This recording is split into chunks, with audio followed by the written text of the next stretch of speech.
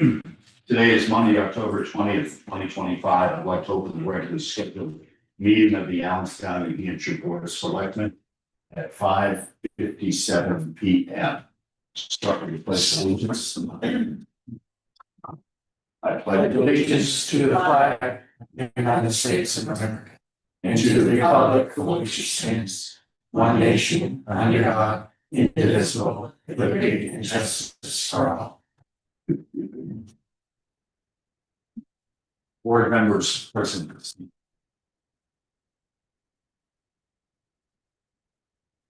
Oh, sorry. Sorry. Kathleen Coliseum, Diana Alphonse, more there. Scott McDonald, John Harrington, also present in the room this evening. Armin Burville. Eric Lambert, Fire Chief. Veronica Anaya, Finance and Resident. Peter DeSantis, EDC. Anyone online with us this evening? No. No, all right. Citizens' comments? It's gonna be a quiet evening. Hold on, Matt. Anyone want to fill in for Mike? Hey, just hold in. Nobody. It's been busy emailing today. The last, so. Yes, that would be Mike. Is it there? I'll tell you what, we started a couple minutes early. He almost always has something to say.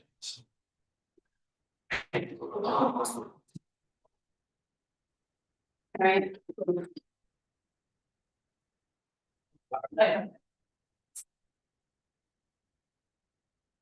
I'm much more than this.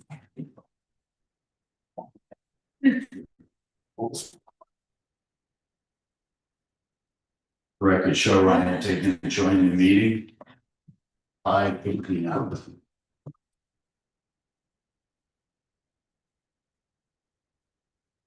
Waiting for you, Mike. Oh, it is, yeah. Gonna get them all flustered.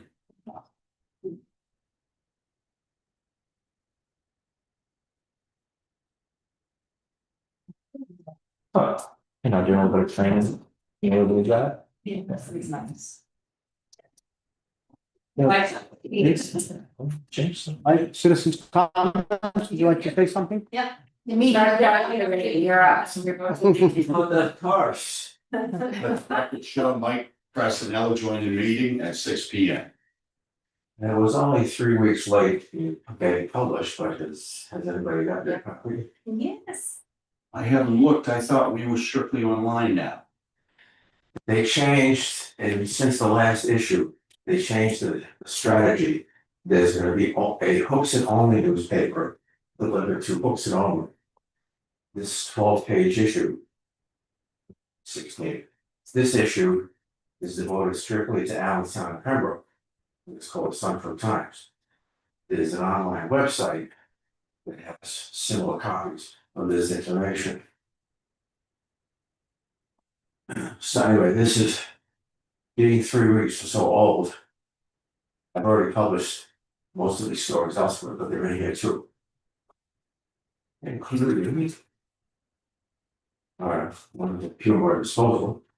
And to answer your question, I'm not writing stories about every business of a certain type.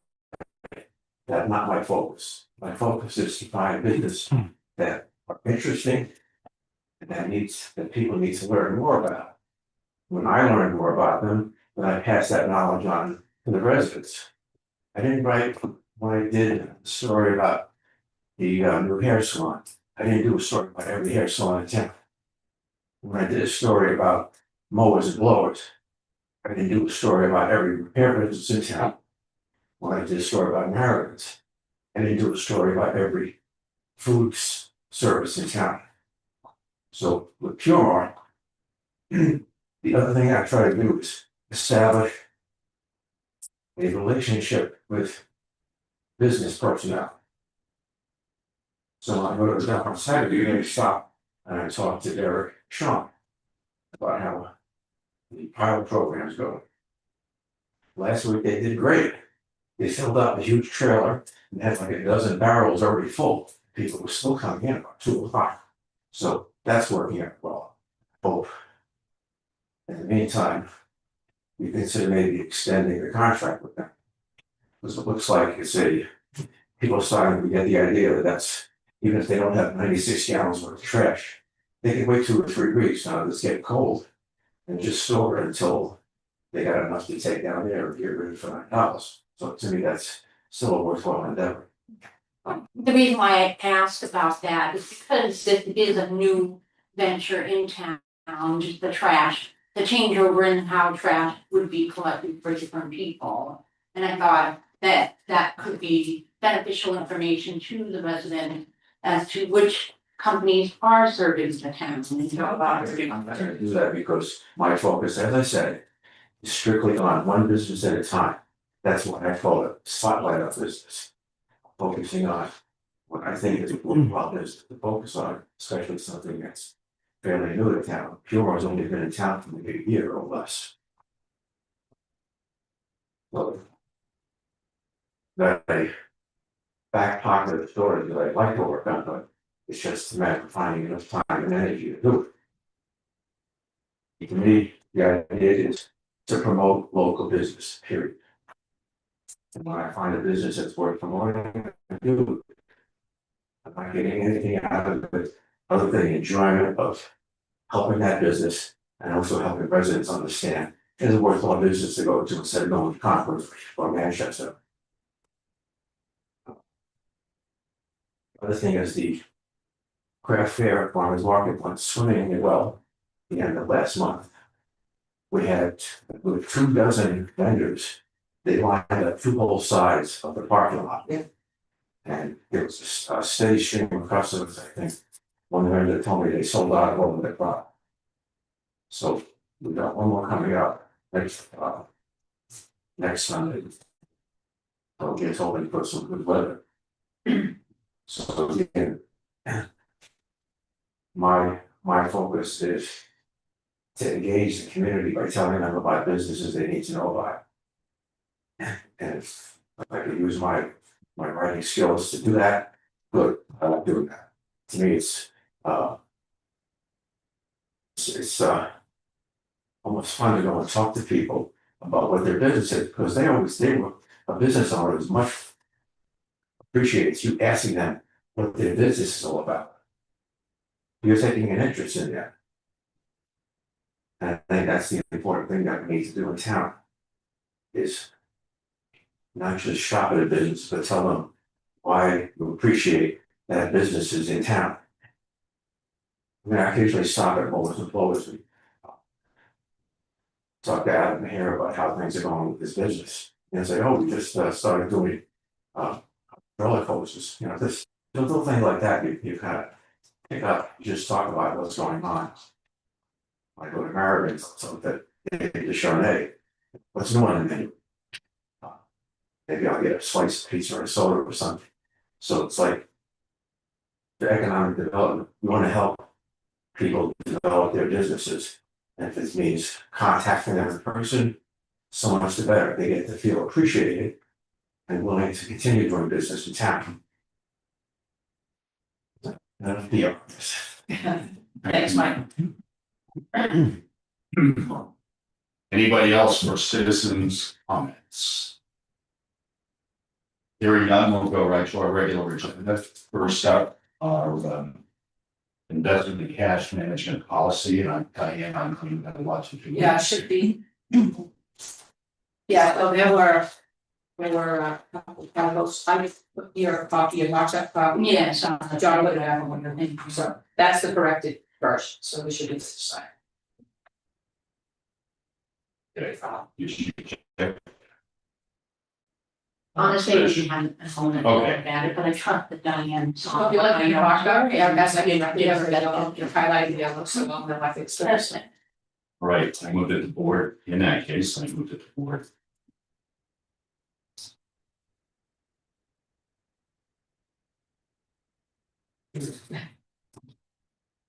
Maybe I can. Yes, the board approved, item.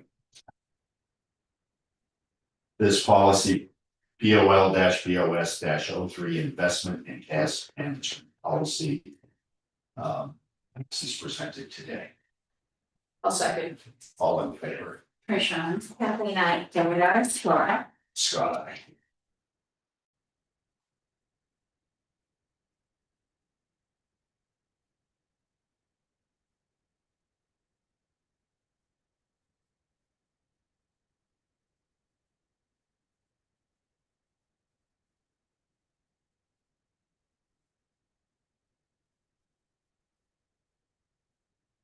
Yeah.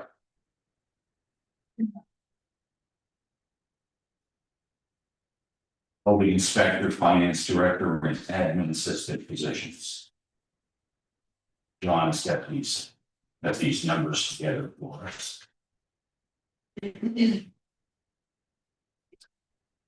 Questions, comments,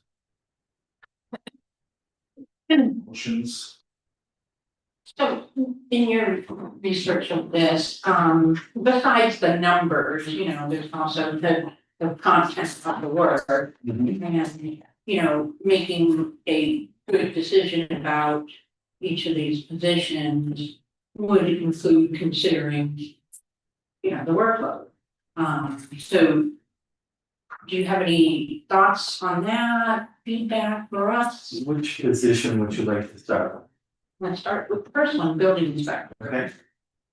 As I presented last, comparing part-time and full-time, using the current position versus 20 hours a week. I presented all the finance figures in front of you. As far as workload, I know there was some discussion at the last meeting on the option of full-time and part-time came up. At the current time, if I'm asked tonight, do we need a full-time building inspector? I have to say, I don't see enough work right now for a full-time building inspector. Is that always going to sustain the town? I can't tell how long. But I do know that I think we could get by for the next year or two with a part-time person.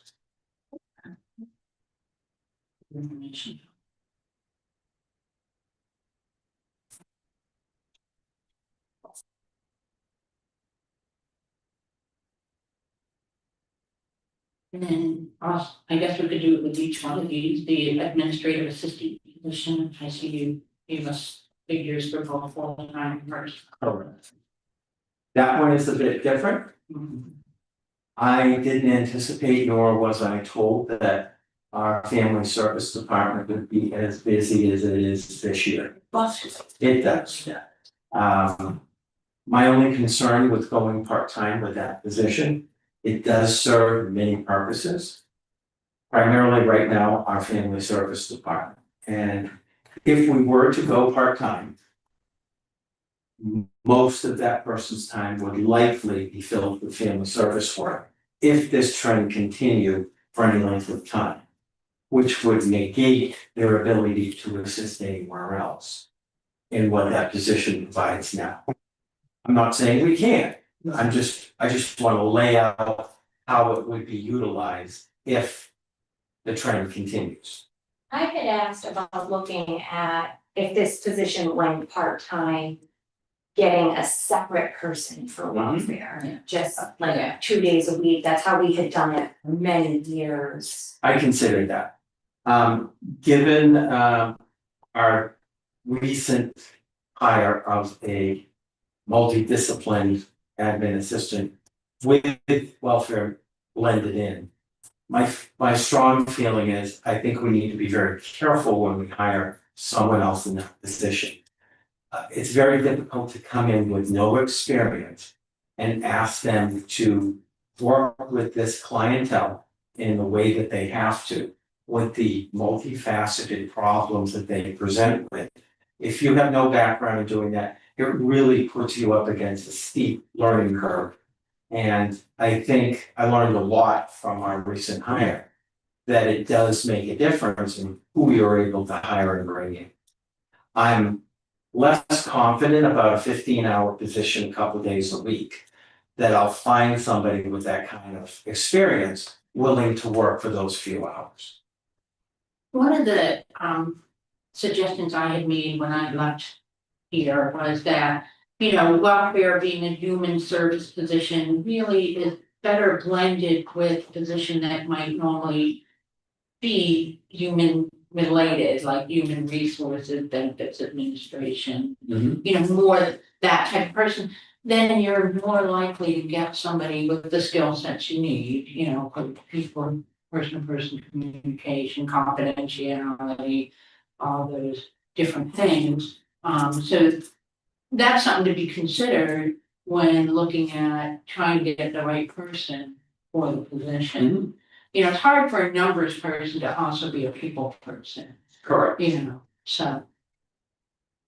And given the budget that we currently have, which is 10,990, the amount of hourly rate would be very low even to get 15 hours a week. I still don't have enough money with that budget. To give a relatively decent. With the part-time aide? With the part-time aide, in our current budget, we have $10,990 for the family service wage line. At that rate, I don't have enough for 15 hours a week to give a rate that would interest anybody to come in. So you're really dependent on the other departments. The other way this position works is blending it and pulling in finances from Yeah. multiple departments. Yeah. And That was the only way I was able to finance that position.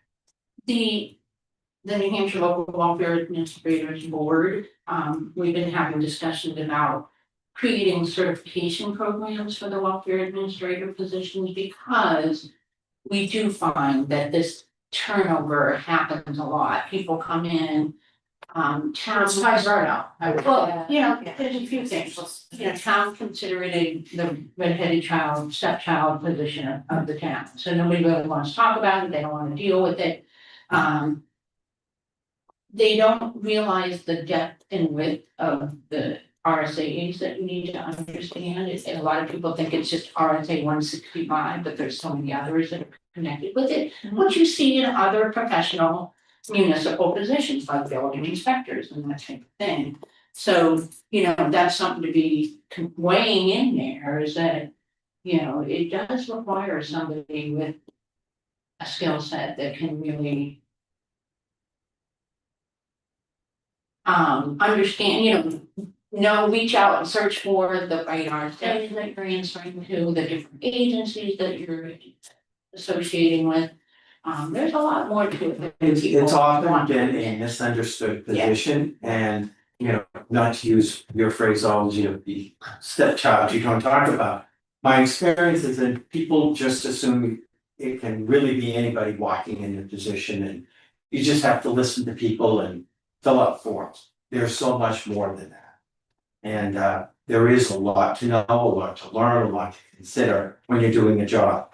And we can best help those people less able to help themselves if we get a qualified person that is able to really assist them in getting the services they need, rather than not having that person in place when they're coming to the town for help. So that would be my concern about teasing it out, making it a standalone position. And Because you don't have funds to support. I wouldn't have the funds to offer it to someone who might have some of those qualifications that we're looking for. And we really need to stop that revolving door of a new person every year. Right, because right now we've lost hundreds of training dollars. We did put Jackie through a whole year of training and I was hoping for the best, but it did not work out. So there's quite an investment that we Right. put into that, any person right now. So our best chance is to keep that full time, to support it If adequately. it passed tonight, my recommendation would be to keep it full-time, so I'm either able to raise funding and offer a wage that might be attractive to someone that has the skill sets we need.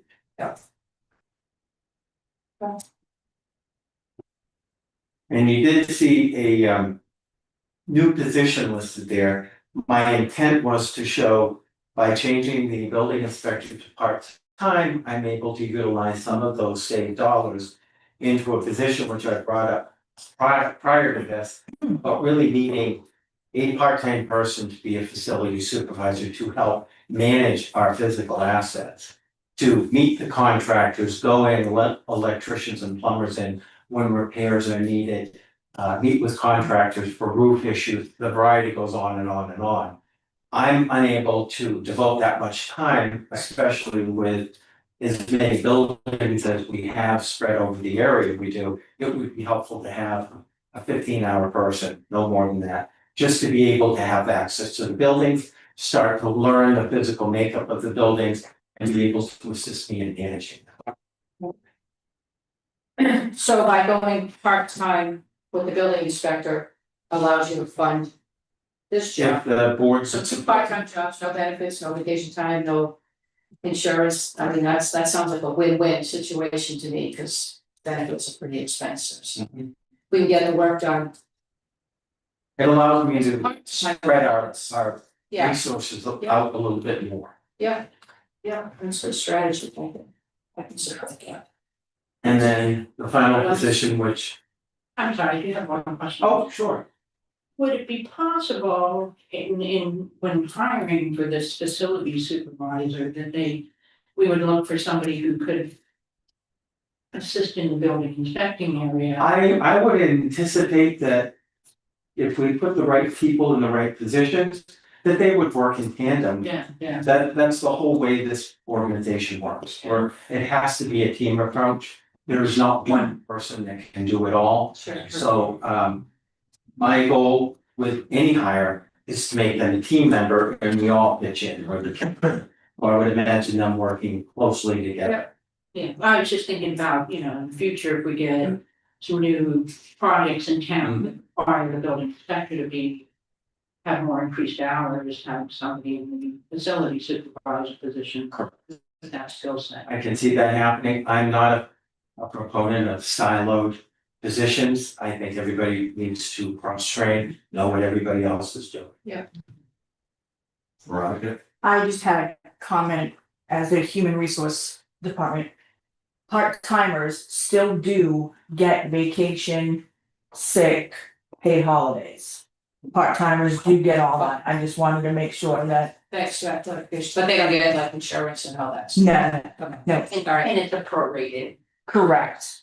all right, thanks. You're welcome. And then the final position that the board asked about was possibility of going to a full-time finance director. So I put those numbers in there. And currently, I had to wait until we got our first invoice for our new finance director, Scott Smith. At one time a week, I extrapolated out that is what the yearly cost would be. My goal has always been to get to a place where we have one time a month. A physical visit in the town offices, the rest would be remote work. So I still anticipate that figure going down even further. I think one of the concerns that I've seen in here is that if you're not in-house and we've got, some things that come across, come into the office that need to be addressed immediately or fairly quickly, we don't have somebody right now that step into that role and Are you suggesting an assistant town administrator, because I could work those numbers out for you as well? not I'd be necessarily. excited. Wow, but this person has some of that functionality, I'm sorry. That's okay. Well, I saw you weren't getting it, so I just wanted to let you off. I do understand that concern. To be blunt, if we were to go with a full-time finance director, we would not be able to sustain the finance clerk position we have now. Unless we were looking to add tens of thousands of dollars to the budget, creating a new position. Given the funding I have to work with right now, it's one or the other. Could we consider this a part-time finance director, part-time position? Again, I'm going to go back to a statement I made earlier about the welfare family service director. We need to get a qualified person. And when you start trimming down dollars, you're less able to offer a rate that you're going to attract a qualified person with experience to come in. Without going back in history, I think we've learned from getting the wrong people in the wrong position. It can do quite a bit of harm in a very short period of time. And I think Allenstown's struggles have been in their finance department over the past couple of years. I'm hoping to improve that. We're making great strides.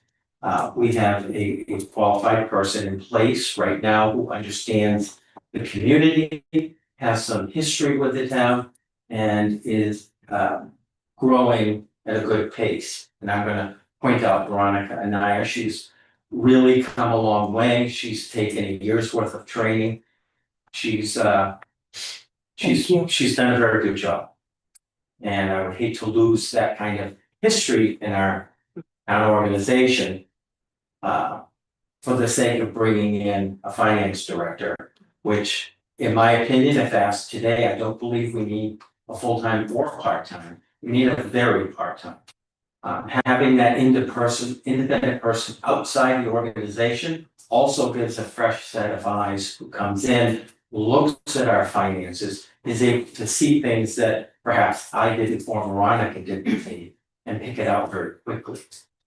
This model, excuse me, this model allows that independent reviewer, as I call it, to come in like we have now. We should never, ever get in another situation where we don't have an independent. Right, because things happen. Well, that's on and on and on. That is what our auditors do, and you can Right, actually hire them to come in intermittently throughout the year. I'm very concerned to forego a full-time finance director, only because in my tenure with the town, I have seen repeated disasters, this last time costing the town hundreds of thousands of dollars, because this has been something that's repeatedly been neglected. And I also share Trish's concern with, again, cross-training and turnover. If something happens to Dawn and we don't have a backup, we don't have somebody here that's able to cover or just easily step in those shoes again, we're gonna absorb a huge cost to try and cover that through MRI, just like we did this past time when Derek resigned and we had to have MRI come in the interim. To me, this is a full-time finance director. Most towns do have them because they are a very important role. To me, the finance director and the town administrator are the two most important to keep us going and running, adhering to the laws in our books in good shape. I don't think MRI's doing a bad job right now, and I certainly don't want to lose Veronica. But I don't know if there's another way we could look at this, because I really strongly feel we need to have somebody at least part-time in this role. Yeah, That's and just me. to Kevin's point about the quality and the accuracy of the work over the years. We did at one point during our tenure here have a very good finance director, and things were running very well. That person took about a year to get everything on track. And once it was, it consistently stayed that way. Because they were a professional in the role looking at the team of animals, whereas MRI is just beginning. We were, towards the year. We won't do the review, but the person who's just reviewing. So when we have a good finance director who has the town of Allenstown's best interest in sight, we've done very well with that. I think those people don't come cheap, right? I mean, I think our best probably getting a full-time finance person back is see if we can put it in the budget and hopefully not go default next year. And put that in the budget, if that's the plan, to have somebody who can, back it over John when he's out. I just don't see that happening before we possibly pass Budget. the next budget. I don't think we're gonna pass the next budget. Well, we should work to try. But things like We this. should work to try to make that happen. Yeah, and things like this can be a separate warrant article and can be, something that the town considers, just like they would consider, the union salaries as a separate warrant article. Yeah, The only thing with the warrant article, and I'm not disagreeing with you, but I always give this caveat. If you were to put a part-time finance director on the warrant article with their salary and benefits included and give the public a number. If they should fail that. You're done for a year of spending any money on a finance director. I just always wanna make sure you understand that. Yeah. If it passes, that's wonderful. yeah, yeah. But if it doesn't, even if you find money in the budget, you're not able to spend. I do agree that we need a dedicated finance director. Just somebody who checks in, ensure that we're. Only because I know that when we have that right person who's looking out for the interest, and I see it in other towns. I think that, yeah. Almost every town considers the finance director to be just as equally important as the town administrator or town manager. How many hours would you be looking for, interested in? I would say to get part-time, we want 20. Would be. Again, you wanna hopefully attract somebody that. And if you couldn't fill it, I mean, I would say we should at least advertise it part-time and see if we can get any interested applicants that come with experience. There are people that are retiring and looking to wind down in life as well that have a wealth of knowledge. Yeah. And we'll never know if we don't even try. Yeah. Just that nobody's interested in that. I've talked to people job searching right now that are specifically looking for part-time employment. Older people that don't want to be full-time, but they're not ready to actually be fully retired. They wanna stay doing something. I can vouch for that on that, in that stage of my life right now myself. So I'd be more than happy to look through the budget to see if I can allocate funds from perhaps a different department to help pay for this.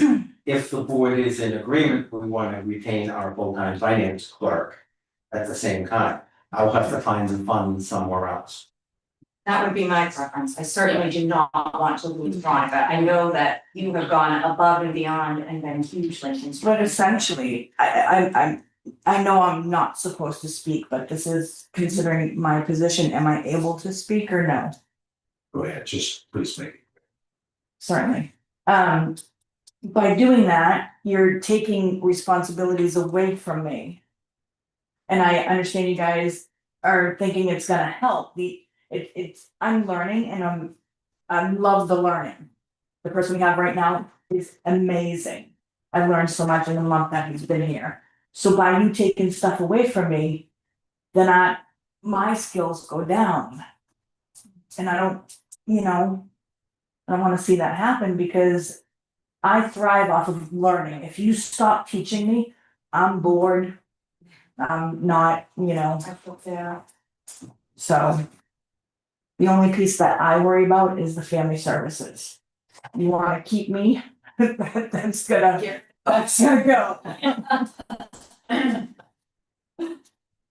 I'll look at the budget for our next meeting and see what I can come up with for a scenario where a part-time finance director, how they would be paid, where I find the money.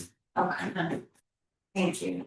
So in the meantime, we need a If you motion. could, I would like to get positions posted Okay. rather than if the other 2 or 3 positions can be discussed and possibly voted on, that would be helpful.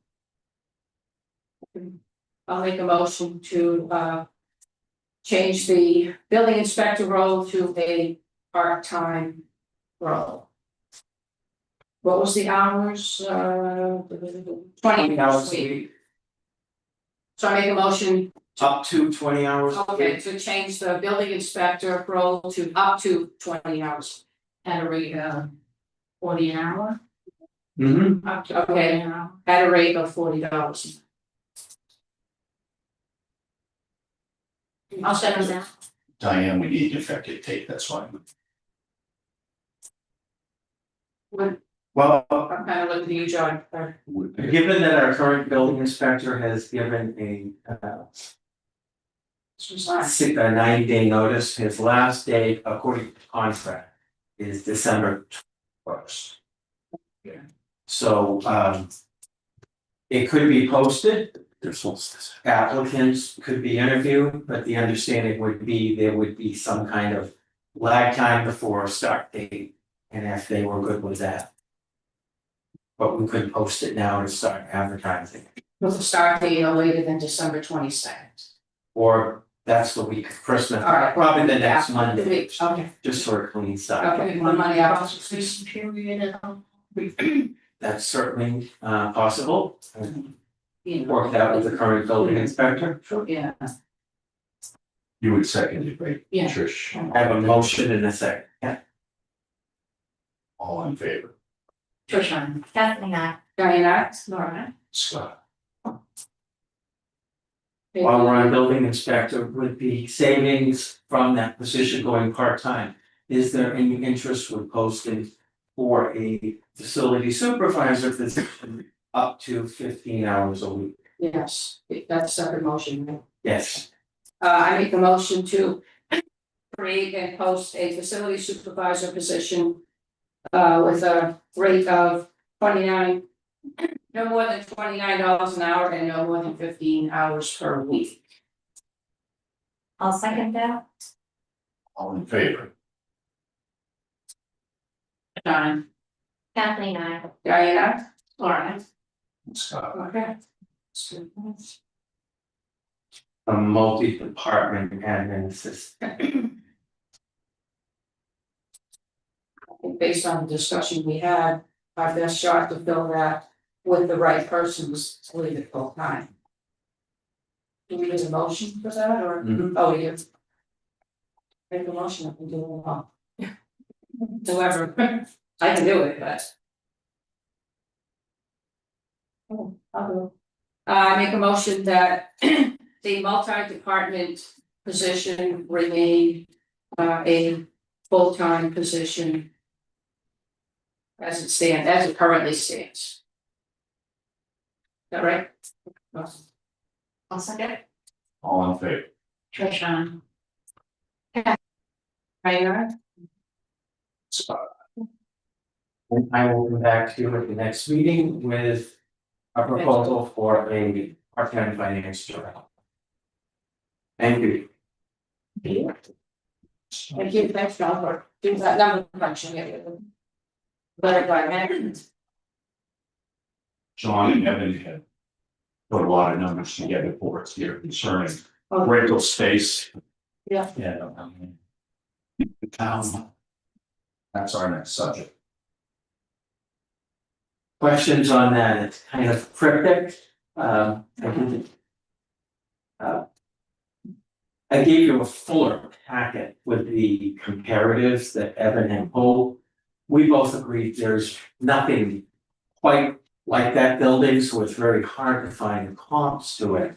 I had him even check out Deerfield, which is the closest I could come to a similar building. But the space that they're renting is very different. It's a hair salon and restaurant versus a preschool. And there's been quite a few improvements to the building, whereas AES has not had many improvements at all. It's still very much an elementary school. So that does come into play when you're looking at a square foot cost for a lease.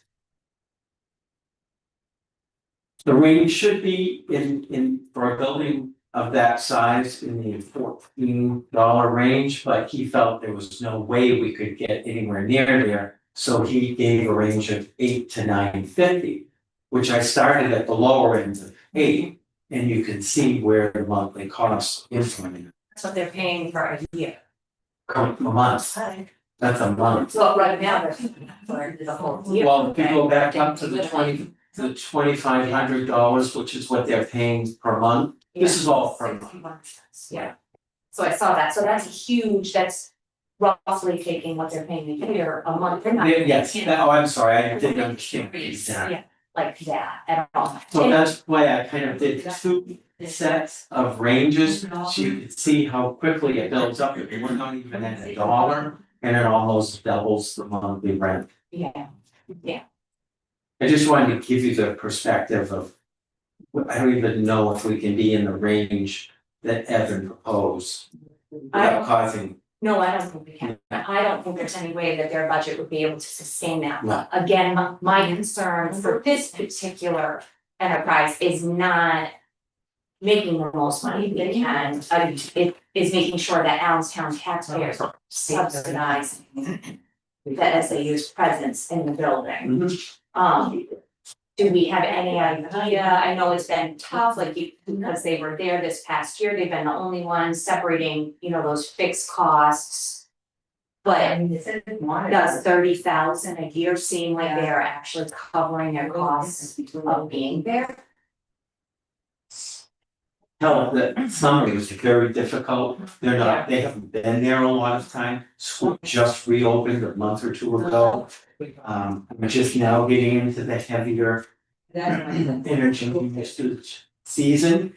So I really don't have those numbers to look at other than comparatively last year when it was all over. If you're looking for recommendation, I think you could move slightly. Yeah. But carefully, given what you just said. And where the majority of the children are from this community.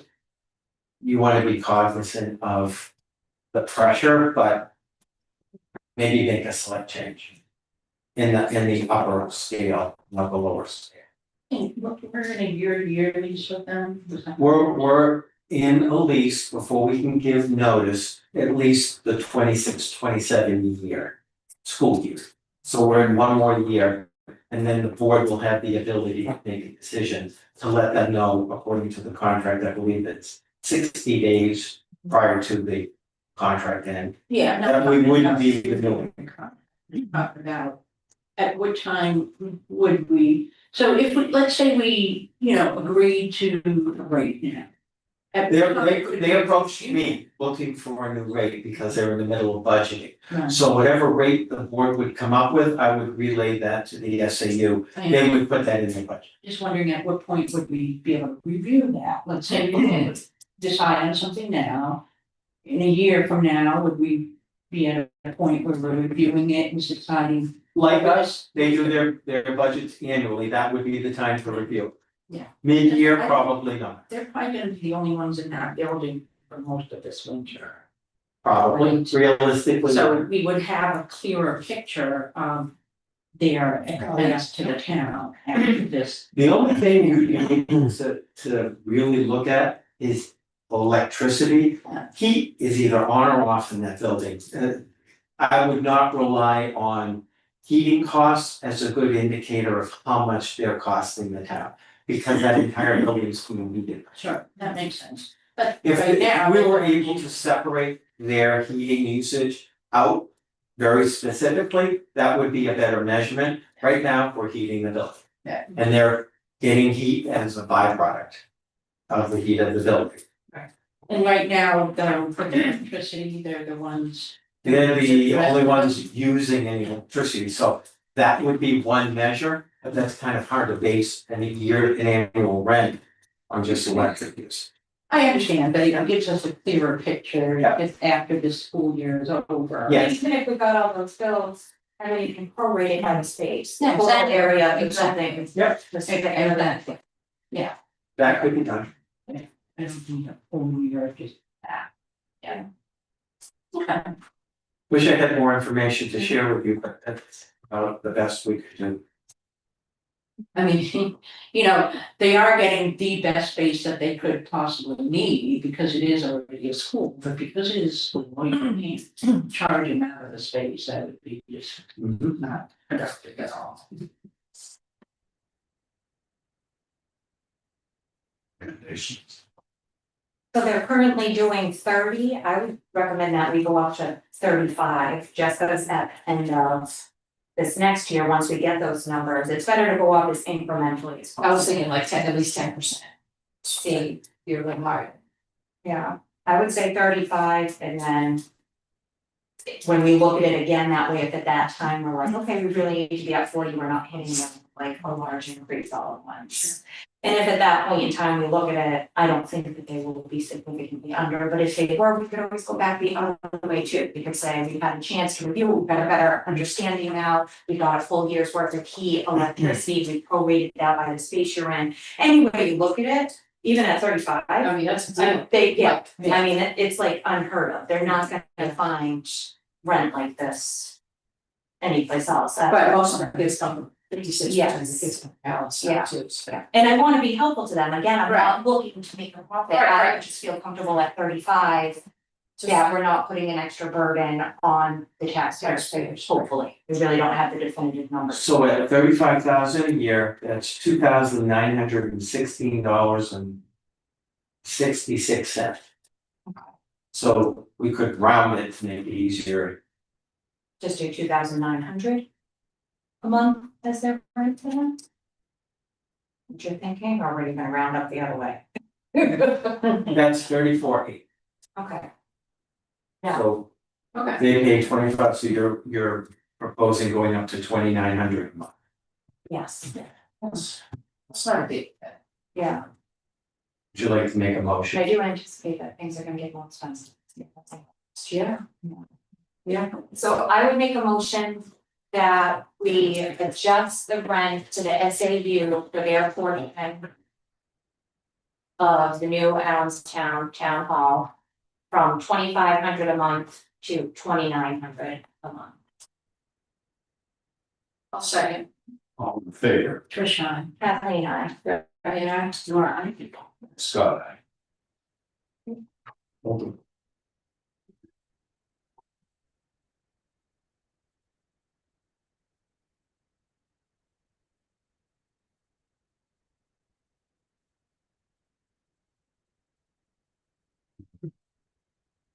Future town hall up there.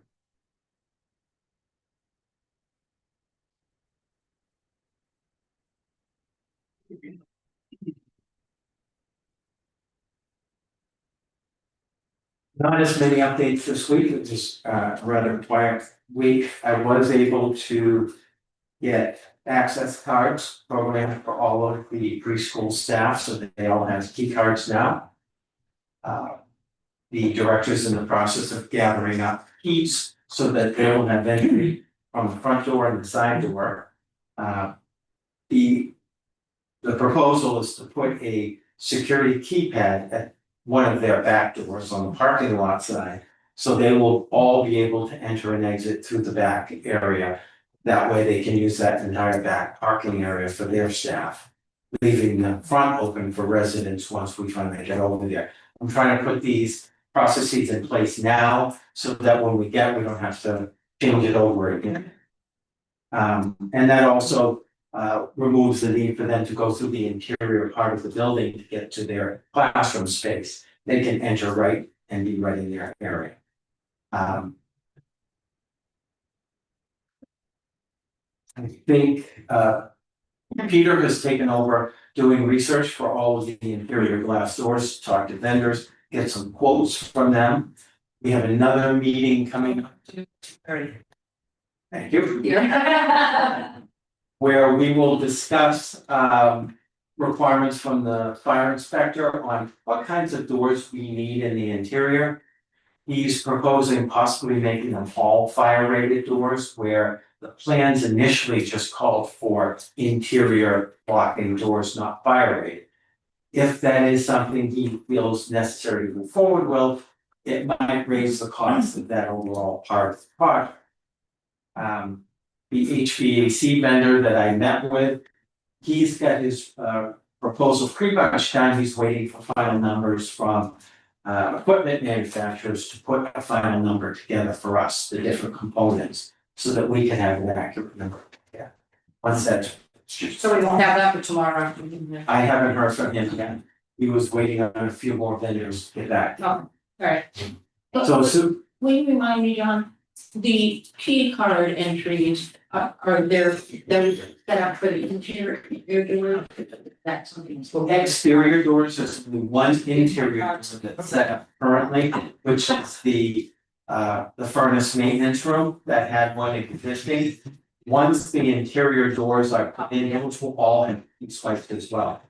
The system I asked for was one that could be easily expanded.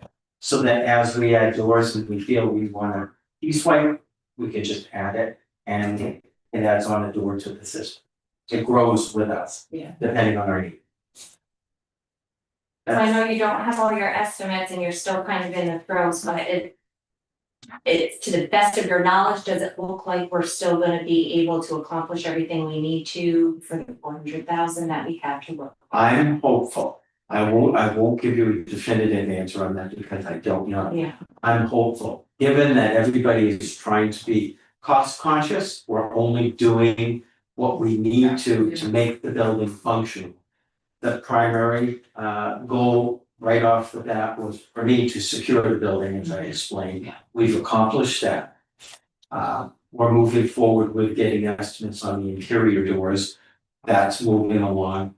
HVAC is probably going to be the next biggest expense. That's your heating and cooling of the building. So depending on what kind of number comes in from that will give me a better answer of being more or less confident we'll be able to move the money. I'm hopeful, and We may not keep carpeting and paint in every room, like people want, but we'll occupy the building. It'll be secure, it'll be efficient, we'll have heating and cooling. So I think the figure was 490,000. It's, yes, are we looking at any possible grant funding for this project? I have not done anything looking at grant funding. I know I had sent you something a couple months ago, I don't know what the timeline was on that, if that funding resource has been depleted or if it's still available. But just where we do have the 400,000 and we are considered shovel ready now would be, but I know that you really have your hands full. The next question that I have is about that facilities supervisor, so hiring that person, once we get the HVAC. Like the building able to be used, would we then be able to open the gym up for the public to use, even though the town offices aren't located there? So I remember, I think last year you were having some difficulties even with people that wanted to use the fields for sports and different. Having that person would be someone to coordinate the actual scheduling of the building. So that when the gym is used and the fields are used, it's a matter of keeping a calendar, so we don't have two people in at the same time. We already have a custodian down there for the preschool who's willing to expand her role as we start to utilize the building. So I wanted to get these key pieces in place before we start getting the public back in. Plus, the building at a minimum has to be up to code. Yes, yeah. Okay, thank you. That was all my. I have a question too. So how does it look with the timeline with determining these, upcoming costs for those things that will need to be in place in order for the town hall to move over there? I'm wondering if this can be met in time for our budget season, our upcoming budget season, and determining what we might need for warrant articles. This was a warrant article at one time, and the town did vote for that. I understand that we're likely looking at another default budget, but I also think that we need to be cognizant of. We don't want to be in the middle of the winter, find out, oh, we didn't get this put on the ballot, now we have nothing left. Right. I'm confident we'll have at least a number to look at for the HVAC project. That's the biggest cost I see coming up. I'm also confident we'll be able to have at least 2 to 3 quotes on interior doors. We're still working on getting some kind of architectural drawing on what the bathrooms will look like and the stairways. That's the other project that needs to be completed before we allow people. Do you think all of those things can be assessed and evaluated, or if we come to it? I'm hopeful. That's That's all I can. And it's, well, once we get our 2024 audit back, we'll have an idea of what we have in the unassigned fund balance as well. So regardless, we could do a warrant article, asking the voters if they want to fund further renovations. And using unassigned fund balance to fund it, which is a true. tax impact for the current year.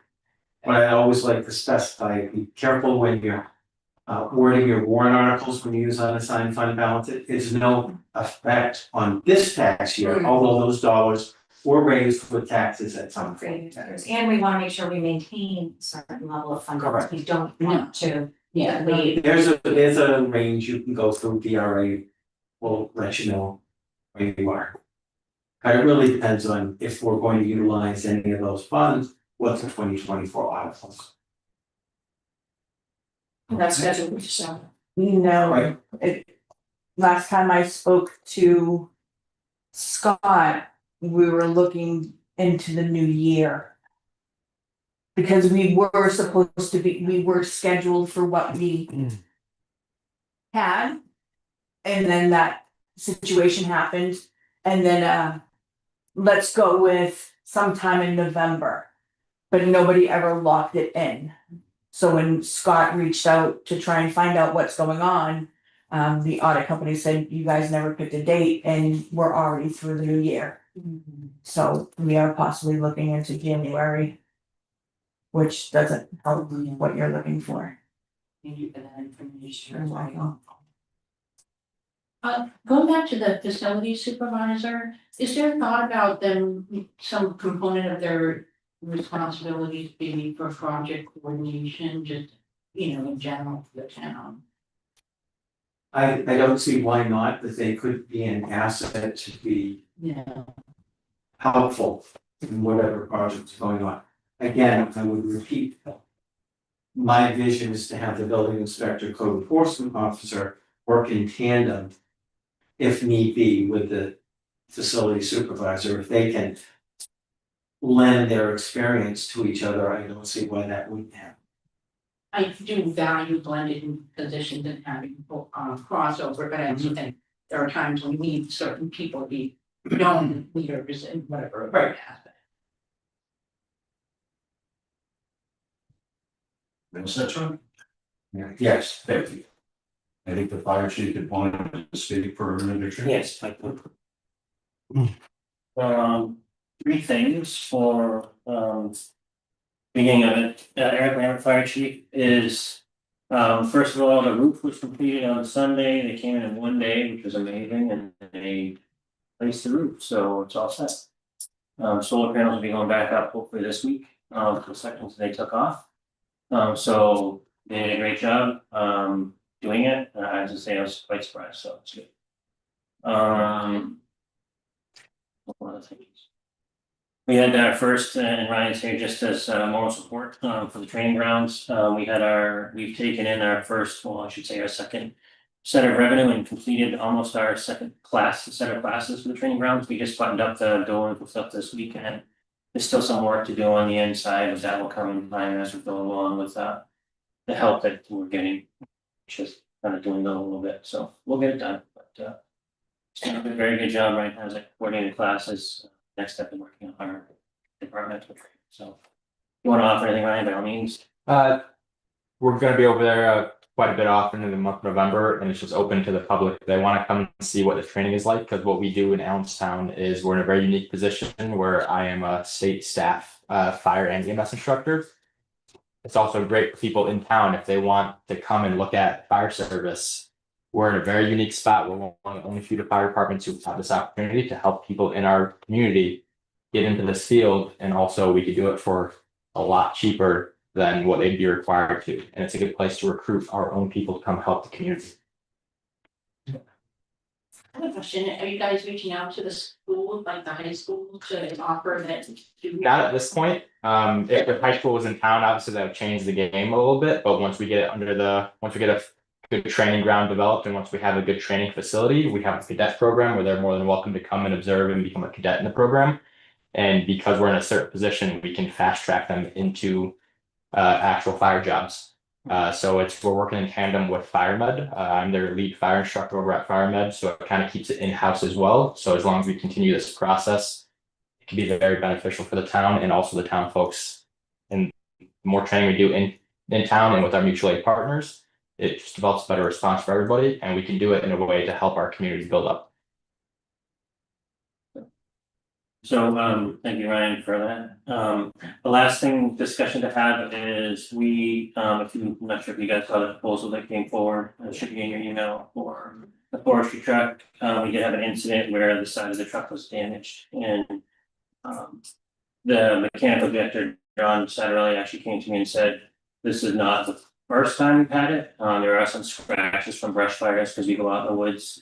And when you do that, our old forestry is what we ended up having was, you notice the 1986 that we sold had a flatbed body on it, and the other one was a 1954 that was built for the military and to take the abuse, so.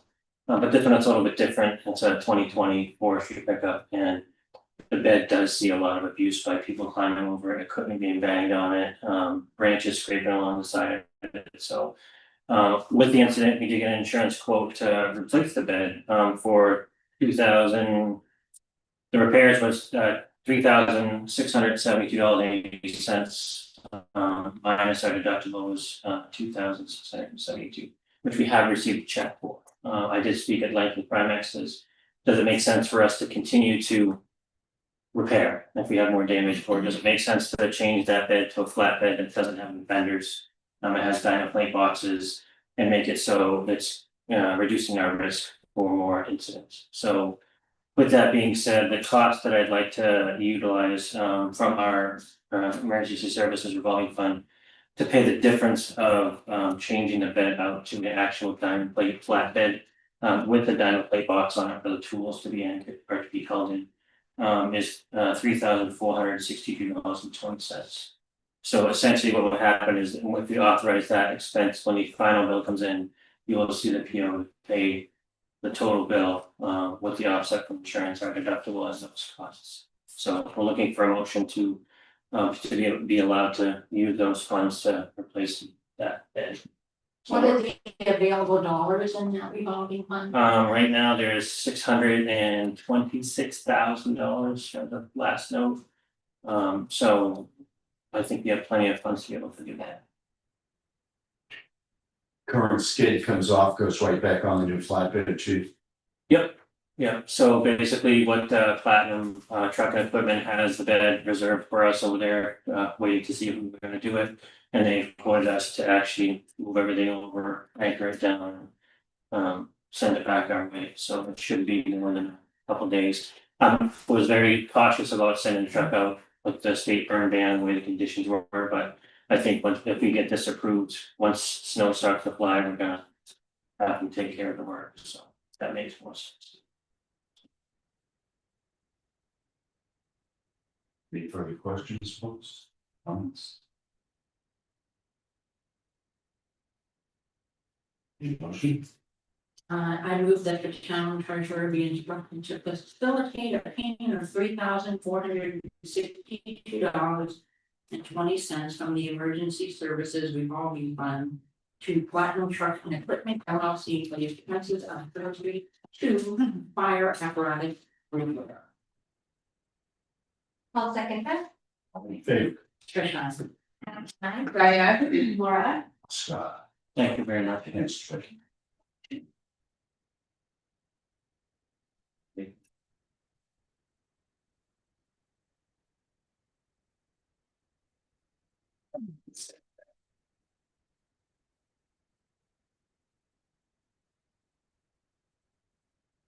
I did a shoot guys. You want me to cut down? Okay. I have a request to use capital reserve funds for an invoice for the highway building. $585, it was for project management costs towards the foundation. Current balance in that capital reserve fund is $513,170. so moved. Yeah, that's consistent. There you go. All in favor? Tricia. Sadly not. Diane, Laura. Scott. Thank you. The SAU contacted me, the pre-K, they would like to apply for a grant through Crotched Mountain. To improve playground equipment for students with special needs. They're asking the town, do we have any plans for that area, the playground? Are we going to make any improvements? Are we open to having them make improvements? And are we planning on maintaining that playground? If they're awarded the grant, it wouldn't be until fall of 2026. I assumed that that area out there would be open to the public to use. So my only concern with them getting grant funding is sometimes there are stipulations there.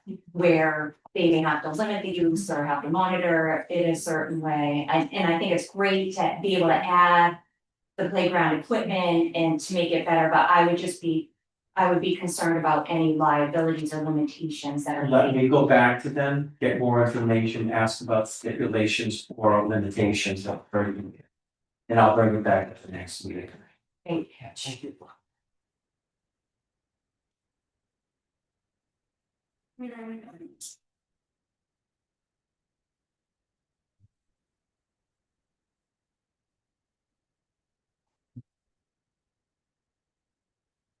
The webpage transition, I have a status update, they're about 50 to 60% complete in the work that they're going to do.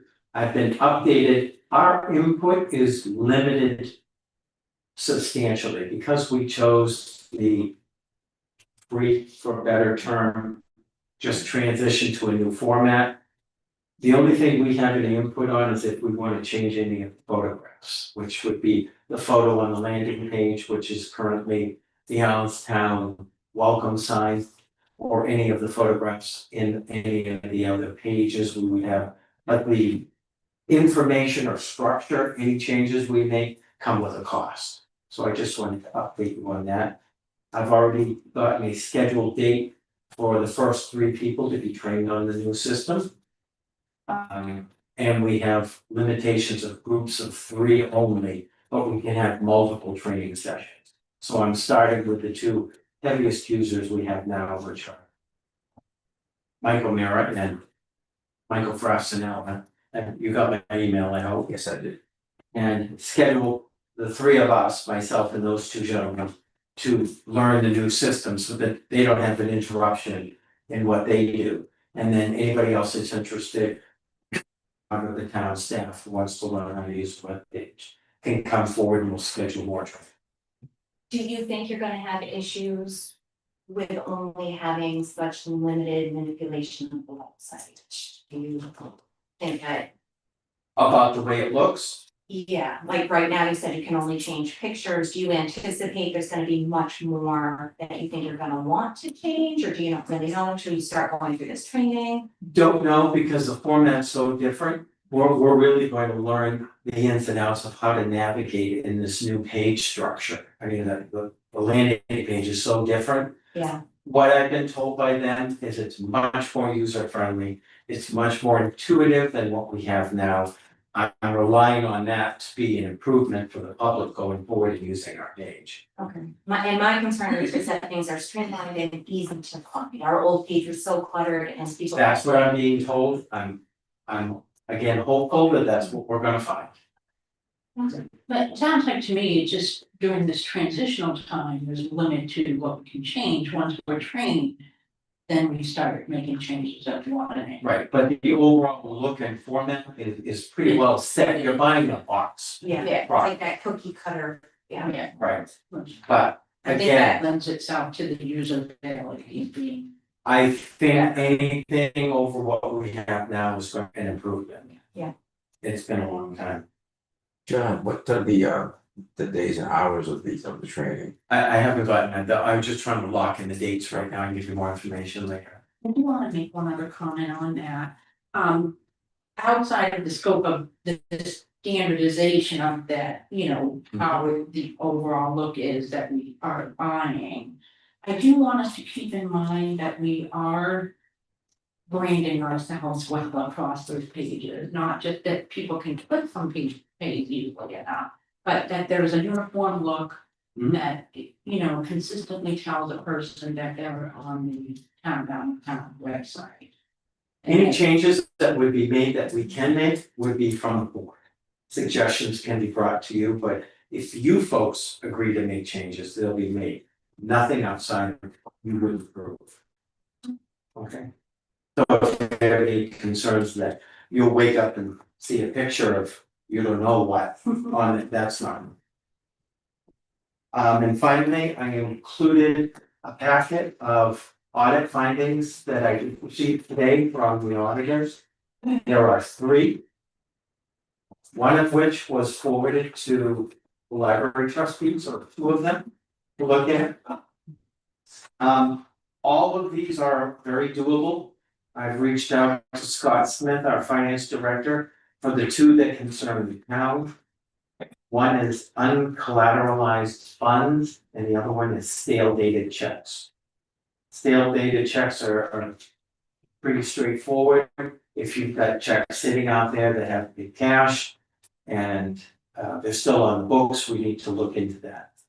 So they have found enough to mention that as a recommendation.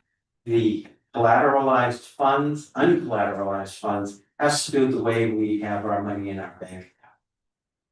And Scott is reviewing these recommendations and we're going to discuss it tomorrow, but I wanted to share these with the board.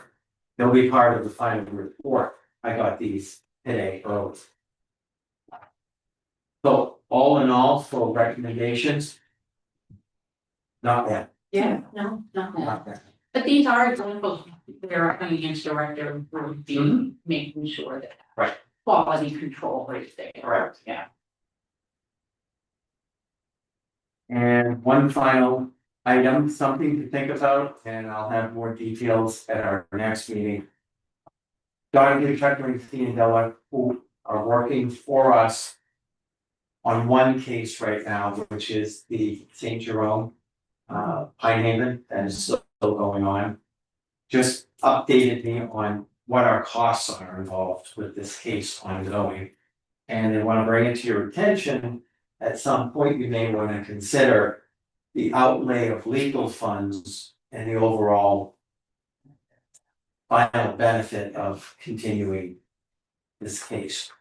So I'll have more detailed information for you at our next meeting. I know there's a court step involved, so we may have some more information to work with at the next meeting. Inform you. Okay. But I just want to keep that on your radar. And that's it for me tonight. Thank you. All right, just one thing.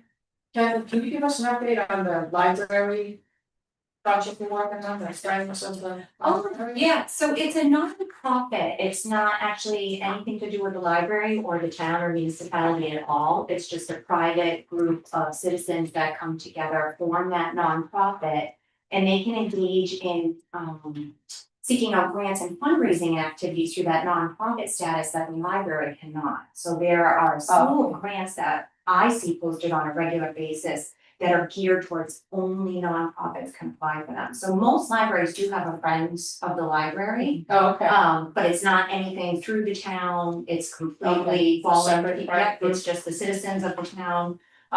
Whoever has a vested interest in doing it comes together, but then they can do.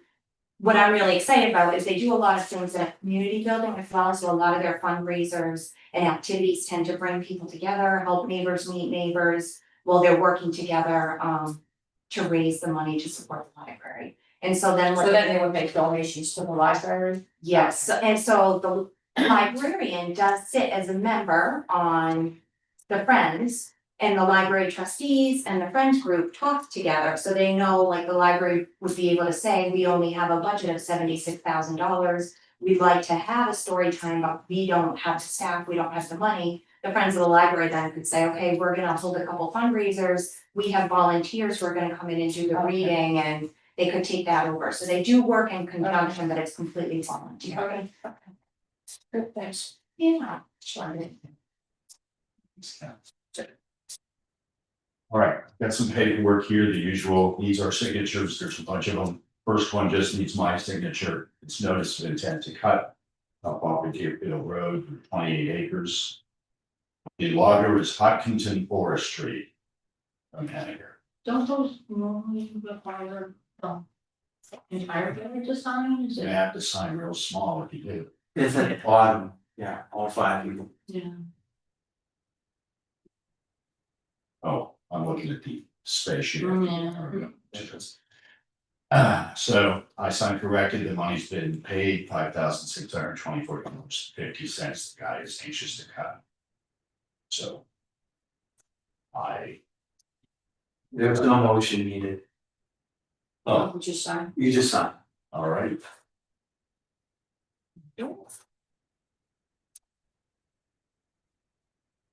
So regarding this cutting.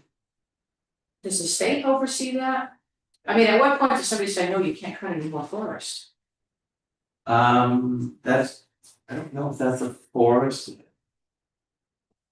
I'm just wondering, because I know that's, is that a different road? Yeah, Because we have The like, state there's a lot of like water issues when there's, you know. Heavy rain. My understanding is the cut in the forest is overseen by an arborist, so they do all kinds of studies if it's in a state park. Okay. Right, that is in the state. They go in, they mark which trees are cut, Yeah. they look at landscape, they look And at. impact on drainage and all that stuff. You do forest and lands deficient control. So basically, just a document that we keep in our records in case somebody comes in and has questions, we can say, oh yeah, the state is doing this.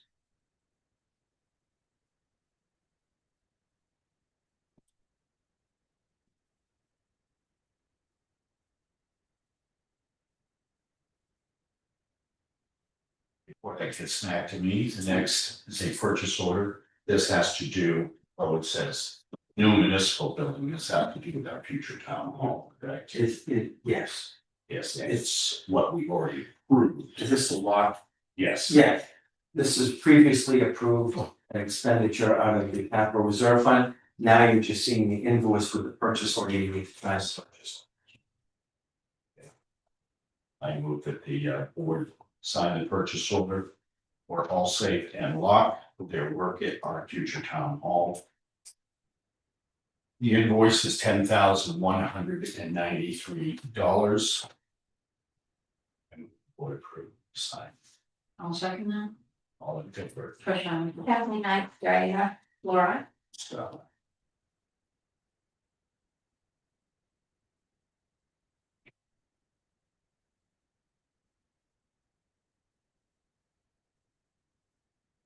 Next is from the fire department, our annual payment on a new cardiac monitor. This number 2 or number 3? That was number one, that was the original one we bought, this is year number 3 of the Oh, okay. payment. All right. All right. This is for our new cardiac monitor. We have a 5-year, $10,721.03 per year. This will come from the emergency services revolving fund. I move that the town approve for all of $10,721.03 from the emergency services revolving fund to make our annual payment on our new cardiac monitor. I'll second that. All in favor? Tricia, Kathleen, I. Diane, Laura, And Scott, aye.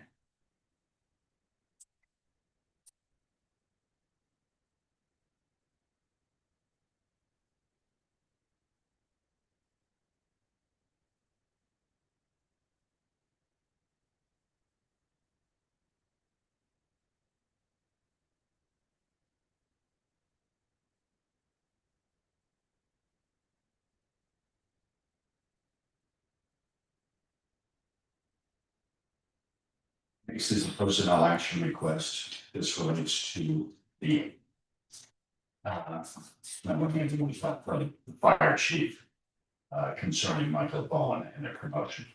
Police chief. please. Police chief. Did you say fire chief? Right. Yep. So many chiefs. And she is, as you know, she's recommended his promotion from detective sergeant to lieutenant, and this is personnel form that would reflect his pay. So, any questions? Is this the position that she was referring to replace herself?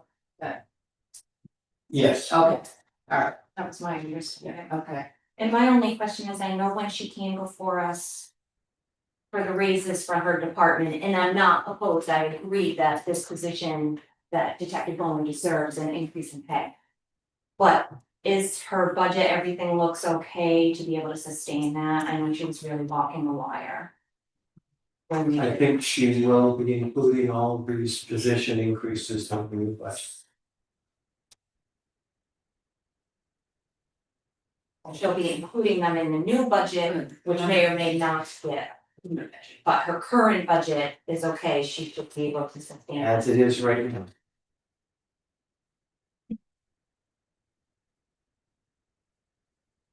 It's hard to be definitive, I with know. 2 months to go, Kathleen. I do understand, I'm hopeful. yeah. She wants to approve this motion this evening. That's what that is, and she included her next all All right. Yeah, I'm gonna pass this down. The chairs. I'm supposed to make a whole bunch of motions, so. Make the motion. I make the motion that the board approve the promotion of Michael Bowen to lieutenant. At the rate of $39 per hour, effective October 26, 2025. I'll second that. I'm sure that is current. Is you- Oh, 40, oh, the current rate down here, sorry, I didn't see the. These are the current rate, 41.77 is the rate. I'll second that. All in favor? Trisha, Kathleen, I. Diane, all right? Scott, aye. It's just, it's, gone. Okay. This is personnel action request for Chad. The first one.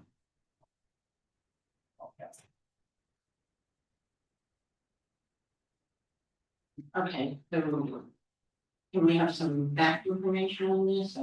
Those are the personnel action requests that are related to the proposal that Chad brought in last meeting. You folks approved those increases, now this is the paperwork that actually enacts. so we just, we don't need another. Yeah. We vote.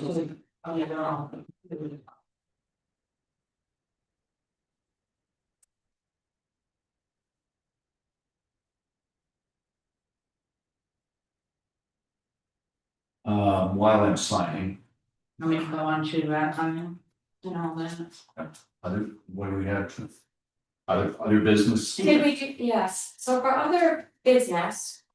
And I know this is a tense topic, but I do want to discuss the fire department's revolving fund that is sitting with a balance of $620-something thousand. I know we're struggling with shortfalls in funding, and right now we're looking at trying to add a full-time finance, trying to find money for these other positions. If I'm not mistaken, the way that that revolving fund was set up, this board is the agents to expend, and we can take money and move it into the general fund. But I wasn't sure, I wasn't 100% certain if we do that, are we able to then spend that money on other things that the town needs? The RSA that's written for that specific is for the operations of the fire department and the ambulance. So I believe the answer is no. Because when you look at it, it is specifically outlined in the RSA. Or the functions of the fire department to offset those revenues. I don't think you can do the shell game of moving it in and using it for other items. Cause when Derek was here, when we talked to the DRA, they were very specific, and we're still learning things as we go, is. We have to identify what we're gonna do that for, you guys have to vote for that, and it has to be like, for instance, the forestry truck repairs that directly is affected by.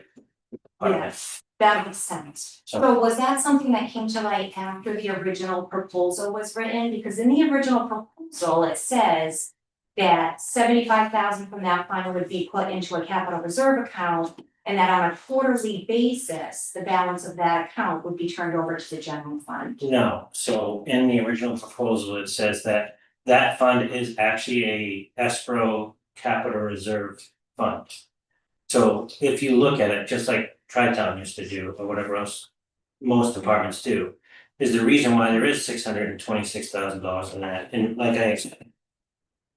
And the budget hearings is that account can stay with a balance in it and it accrues the interest. And what that fund can be used for, if you go along, is that very thing. You can use your operational costs, but if you leave a balance in there, when it comes time to buy the new ambulance or buy the new fire truck, instead of going to a capital reserve and getting it approved, you, the board, can approve that. Well, we do the same whether it's a capital reserve or not. Yeah. So it's the same process there. But you have to go for the trustees of the trust fund with that. But then, the reason why the RSI was created was for that very purpose of, you need to have an ambulance service. And sometimes if you don't get the funds for a capital reserve, if they don't vote for it, then you are hindered in providing service. It could be paying for a cardiac monitor that you default on and you don't have a cardiac monitor. The whole purpose is to make sure, and like, when we did the research, we talked to many towns about how they operate their revolving fund. I use Epping as the example. We spoke with them and they're in the same process that we are right now. They're in a default budget, like most towns are. So what they have to do too is when they factor their budget like I've done, is as we get to the future, looking at what comes next year, is when I project the budget, I will project the budget and then the default budget. I will know what we did this year, what we use to offset that budget to keep the ambulance afloat. It's not draining the account, but it's helping us to get where we need to go as a board, as a department working constructively together. So as we go down to the future, when we get to those ticket items, like an ambulance that this time was $450,000, can't tell you what it's gonna be in 3 years. Well, our next ambulance is probably not for another 7 years. But as we go along, if we build those funds, we can use those funds, which essentially comes from insurance companies, to offset and buy those capital items. So that's why it's there. And what that does is, instead of us asking the warrant for a warrant article from the citizens for an ambulance, and you see this big tax spike, and then it comes back down after the bond is paid, you don't see anything. It's level funded, and that's specifically why they designed those funds, is to help. It originally started off as an ambulance service revolving fund, because let's go back 10 years in Hudson when we first looked at it. But they've now progressed into what was emergency services, and that's when we looked at it. That's why the article was worded that way, is because a fire truck now is almost $1 million. A fire engine is $983,000, brand new at stock.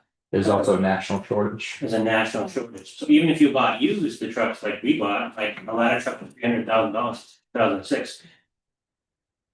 10 years ago would have been $75,000.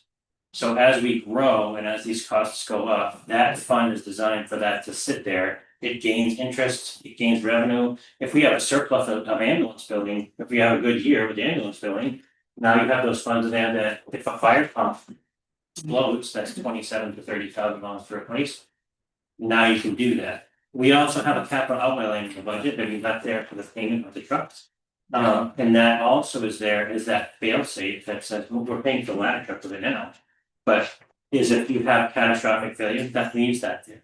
So as we get into the future, and again, this was looked at as a 10-year plan. Realistically, replacing an ambulance every 9 years.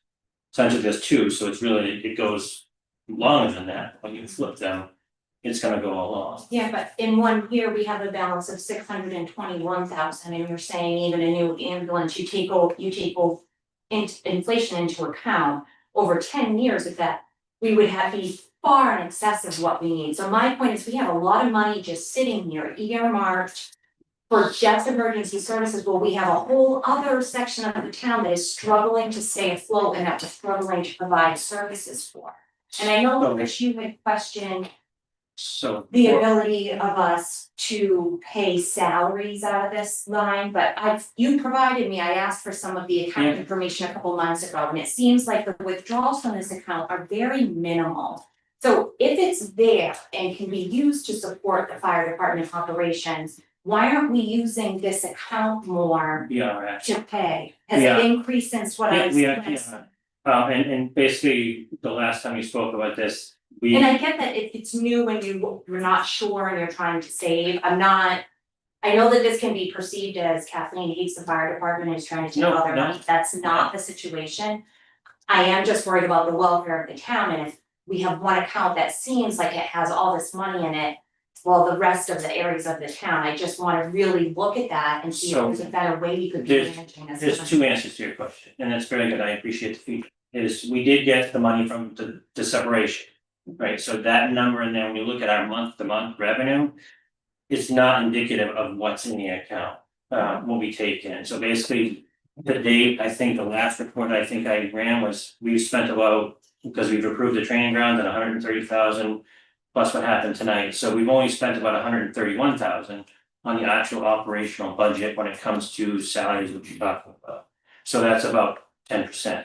Then you have factor in, we paid a $72,000 ambulance payment, $22,000 in capital cardiac monitors and other EMS equipment. So we've probably used close to reduced our expenses in regards to the actual budget, probably 15%.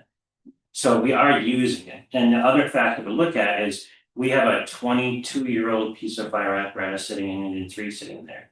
So as we go down the road, if we steal from that fund, now we're defeating the purpose of not hitting the taxpayers with Have you stamp level. projected the actual cost for these items in the future though? Yeah. Absolutely, I have it until the end of 2027 in my spreadsheet, like I try to break things down, of, like John said, I can't tell you it's 100% accurate, but I know that as we go down the road, as you talk about our budget planning, I'm prepping my budget, I'm preparing for a default budget. And what that looks like of how much we're gonna have to spend out of it, it's probably about $170,000 to $180,000. Do we have the funds? Yes. Hopefully the year after, we can pass a budget and we can start to build those funds. Even with spending some of that money, we are still staying at a even keel of making some revenues on it. So I think that's the biggest misnomer that everybody doesn't understand about the revolving fund. Is the original proposal was that it was to leave those funds there, let it gain the interest, it is a capital escrow account where you can spend those money out of. I get that, but again. I haven't seen a plan for that long-term spending, so you're saying you're gonna need an ambulance in 9 years, in 15 years, you're gonna need a ladder truck. Is it possible to take a look, and I know there's inflation, like you said, 10 years ago, a ladder truck didn't cost what it does today. By the perspective. To take that, look forward and look at what those actual costs are, so that if we are indeed pocketing too much money, because that does happen, Oh, it's absolutely. possible to save too much. We should be aware of that, and then we could use this account to fund more of the everyday operations, resulting in less of a tax hit on the taxpayers, or freeing up the use of that money for other departments who need money as well. Yeah, unfortunately, you can't free up the money for the departments. Well, That's- by paying Oh, yes. the yes. allowed expenses for the fire department with the revolving fund, it does, it frees up money out of the general fund from going there. If you, as we go on each budget year and plan, that's when I take the numbers and find out. Which I've done for the past 3 years, what are we gonna use to offset this year? What are we looking for? So this year, I proposed my budget. Probably around $116,000 just for operational costs this year. I don't have the numbers 100% fine tuned because I'm waiting for some feedback, but. That is a year-to-year basis we do, if we get to a big year, but again, if we get into this cycle of, let's take $300,000 out of it. If we don't make back what we anticipated, because we, like I said, it's every year. What tried on the board for 10 years, you've had up and downs, you had some years that made 180,000, some years that made 230, some years that made 160,000, so. As we go, we have to be conservative as we go along to make sure that if the bottom falls out and we need a lot of money, that we can keep the ambulance service going. So that's the main goal of it, because. That's why I'm saying I'd like to see a plan of what equipment you're planning So to I kind of did, see that, so. I did, and Okay. and when Yeah. you guys did the CIP plan, I put forward those things. For the planning committee, as we go forward, I put those forward, 2 months ago? Month and a half ago, when we first did your original thing for the CIP plan. I haven't heard anything or seen anything to do with the CIP plan Yeah. yet, so Yeah. I'll keep an So eye it's in on that when it comes up. Yeah, it's in there, and a lot of times is you might take. A percentage of that revolving fund and pay the down payment for a truck. You might be able to buy the town of Jackson, so they never buy a new fire engine. Their very first one just got in an accident. on the way here, and they had to do another, but they usually look at a 3 or 4 year old piece of equipment that meet their needs. We might be able to do the same thing. We won't know until it becomes, like John said, is I can predict it, and we've actually done very well at staying at an even keel of income and production from it. So as long as we can keep doing that, we'll be upset. But if we arbitrarily go in there and say we want to steal a large sum out of it, let's go back 15 years and 15 years. Well, I ago, don't yeah. want to arbitrarily, that's why I'm saying I would like to see the planning, I would like to see the projections so that we can monitor it, because if our collections. And you have said that your collections have Yeah. been much better than you originally projected. Yeah. If we are in fact sitting on a cushion of money that is far in excess of what we need, and I get having that safety net in order to protect us from an unforeseen emergency. But at some point, if we could start covering more of the operations of the fire department, because not arbitrarily, because we've assessed in our planning that it's appropriate to do so. Yes. That would really benefit us in other areas of the town. Absolutely, and that's what I. And that's all I'm, I'm not looking to defund the fire department or to leave you guys in a position where you can't take care of yourselves either. But I also don't wanna see a fund that's inflated while I'm watching other departments struggle. No, and I 100% agree with that, and that's part of the constructive work that we do when we go to budget hearings. And I'm already, like I said, it's last year's budget, when I proposed last year's for this year. I'm staying pretty close to, because we have had a decent year, so I'm gonna use that to try to offset rather than ask for big increases. So as we get along there, and that's the part, like, I would like to stay constructive as we sit down and see where we go. So Ryan, did you have something you wanted to offer on that? And that's the thing is if we start robbing that fund, that increase in inflation, the cheapest ladder truck a different department I work for has found is $2.4 million. So like it's being incredibly frugal using the equipment that we have, but new engines we're stepping out are about $1.2 million. So that's the thing, it looks like a lot of money. But that's the thing is, if you go look at Congress right now, they're actually doing hearings with all the major manufacturers. Because it's a nationwide problem. Yeah. So, and that's the thing is, it sounds crazy that we have that amount, but they quadrupled in the last 10 years, $2.4 million for one piece of apparatus that many other towns are buying flat Yeah, out. and again, my point Yeah. is I wanna plan appropriately, I'm not Absolutely. looking to take money that we need and should be in that fund, I'm looking to inspect and see if there is an excess. Oh, of surplus course. that we're using it. And it's one of those ones where we're exposed to very often, but I just want to make sure everybody knows those numbers are $2.4 million for a truck to help people, and we have more than one truck that can have, like. You have a fire that gets out of hand, a local town up here all lost one of their engines because the fire spread to a separate building and destroyed one of their engines, so it can happen very, very easily. So this discussion, along with the, the idea that the fact that we'll have a CIP, this is why I had brought up that motion that we stopped at the time, because I was signaling out the fire department, and really should be considering it for all departments to have a revolving fund, is that the board make a motion and vote on the fact that each department that has a revolving fund, or whatever number of revolving funds they have, would provide a quarterly report each year of the income and expenses off of that quarterly report, so we can gauge it against that CIP and make sure that these inflated increases for equipment are being assessed as we're going along, and we're making sure that we're not just looking at, oh, well, we can cover operation funds and then leave ourselves short for a $2.4 million piece of equipment.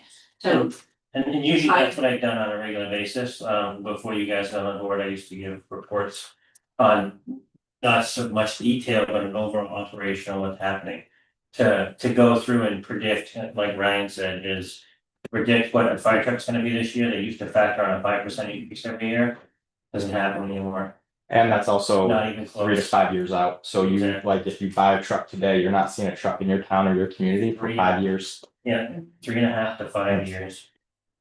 So that's why when. So you're gonna be ready to order them, Well, way before we need them as well. And let's It's be hard to- realistic, like, when we look at the CIP, and this is what I put in my notes, is engine free, by the time they actually get to the plan of purchasing it, it's gonna be close to 24 years old.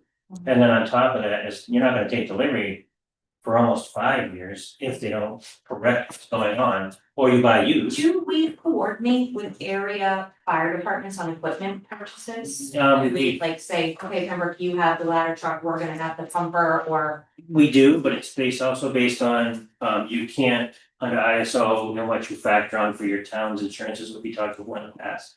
They don't look at mutually unless and I could be 100% on what Cheshire is doing right now, but unless you actually got together and made the 28 towns of the capital area a fire district, it doesn't matter. They don't look at that, they look at your town alone. So that's for an individual home insurance discount. Well, for the town's ISO rating in general for life safety, for training, or multiple things that go along with it. So when they look at that, they look at the town individually. So we do think about it as we go along, and like we always work with Pembroke on what they're doing and what they're buying, like. We don't have a tanker truck, but they have a tanker truck, you know what I mean, so our run cards have changed significantly in the past year, but. We've actually set up our mutual aid partners to help us out with those because that's what we have always done. So. Plus, like, that's the thing is the scale of it too, if we have one large incident, like, let's say the mill building. We're gonna need it. Everyone. That's a big one. Yep. Thank you for that. Thank you, guys. Oh, yes. There's some correspondence here. The first is from Evelyn Bufar. She was sent a handwritten note or dropped one off here on October 8th, saying her last day working the checklist being November 1st, 2025. Evelyn Bufar. We also had our 2025 Merrimack County tax report. One second, can I go back to Evelyn? Yes. Have we heard from Louise? Has she proposed a replacement? This is the first, I was just given this last week, so this is the first public notice. Our notice is to November 1st. The remaining supervisors would have 45 days to appoint a new person. Okay, cause I know they have the local election coming up and it's gonna be a lot of work on them, so I just wanna make sure that they have a chance to get on their feet. Can I quickly say something in regards to the date? If you Yes. leave it as November 1st, she will get paid for November. The stipends go out the first of the month and they are prepaid for the month. Okay, so you're saying her resignation, she won't even be working a day, she'll still She'll get get the paid that stipend. month, and if in fact the other supervisors have somebody else lined up to come in, that person They will won't not get get a stipend. Correct. Thank you. Should we address that? I'm assuming they're gonna have somebody else come in, I think it's like 120 a month, but it does stink for the new person coming in, so somebody. If they have somebody lined up and say, will you take this position, and they're prepping for that local election, they're doing, their early training, they won't get any stipend because it will have already been expended. So I would say we should probably switch it to the October 31st.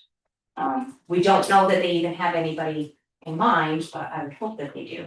Or that they would wanna get rolling on it and that they would wanna get that person training as soon as possible. Okay. Are we allowed to change? Or, I don't know, what do you know? You can't, No. I mean, that's her resignation letter, so I would just encourage Louise and Jen to Yeah. appoint someone as soon as possible. The next was our bill from Merrimack County. Made $45,131, went up a few bucks this year. Yes, it was 940 or 50,000 last year, so it did go up. And the last is something from Shannon Kruger, our school principal. On behalf of the Allenstown community, school students and staff, I want to thank the Allenstown Fire Department and the Fire Cadet Program for the time and effort it took to collect school supplies for our school. It's especially nice to know that it was the youngest members affiliated with the department that took on this initiative. In addition, I want to thank you for taking time on your busy schedule to personally deliver the donation as part of the September 8th school board meeting. So that's got to be as well. Yeah, Joe Wood did that in the cadets and they did it all on their own without Oh. me, so. All right, I'm gonna ask, Trish. That piece. Yep. I make a motion to ratify the consent calendar of October 20th, 2025. A second? All in favor? Trisha, Kathleen, I. Diana, Alexa, Scott, I. make a motion to set the public meeting minutes for October 6th, 2025. I'll second. I do have a couple of corrections. The removal of the Hayes Marsh Dam in Allenstown. It states that the Mr. Croutton came in and made recommendations, but he wasn't making recommendations, he was just informing us of the impending removal. I'll add that into the notes. And then. So you're gonna make that notation? Yeah, I'll make that notation. And then, under the other business section where Ms. Pelletier made a motion to approve the natural gas retail sales contract with Sprague. Seconded and all in favor. I'd like to have added in there that I made the statement that the town should be considering an RFP prior to the next renewal date. Something you need to keep in mind. I did make that statement. It is part of our natural and normal process. It is, but I would caution you against an RFP for a fuel contract where the prices are so volatile every day. I really don't know how that would work. It was timing involved with getting the contract in front of you that Monday. For rates at that time, you know. Well, the rates change daily. They change daily, but without even taking an effort, a look to see, is there somebody out there at that moment with a better rate? You're already starting lower, RFPs don't work that quickly. okay, maybe not an RFP, Yeah. but. You know, I just, sorry for that. I have to really think about it, Trish, because I don't see how that process would work We've done, with a fuel. when Okay. Sprague came in, we You shot, could probably shop vendors, Yeah. but shopping for a final price for a yearly contract and they gave, would be rather difficult. and they did give us that, they said this is the rate that we would offer you at this time. And that's part of why we We changed. certainly can look into that. I'll leave that comment off the changes, but that is something that we should be looking at. That's all the changes I was gonna suggest. So we've got a motion and a second. Trish, you want to redo the motion with your Sure. changes? Make a motion to accept the minutes for October 6th. With the edit of the report of the impending dam. I'll second. All in favor? Trisha. Kathleen, I. Diana. Laura. It's hard to spend time.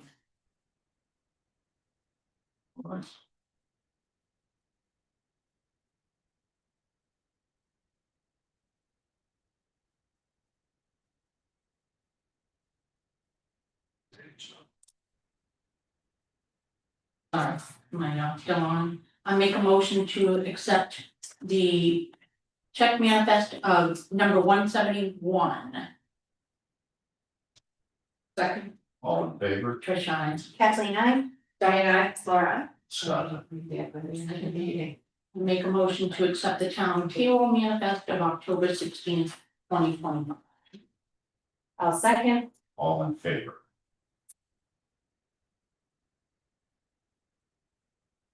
Scott, Trisha. Kathleen, I. Diana. Laura. I don't think have to be the first one. Somebody else says it also. Thank you.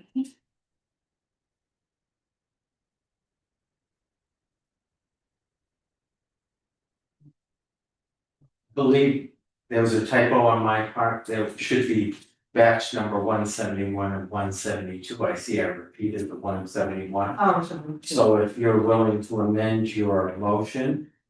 And a second. Yeah. Whoever that was. For the check batches. Yeah, I'll amend. Thank you. You're welcome. All in favor? First time. Kathleen, I. Very nice. All right. Keep stroking. All right. So we have one non-public. Yes. So. Thank you guys for the time. I appreciate it. Thanks, Ryan. Have a great day.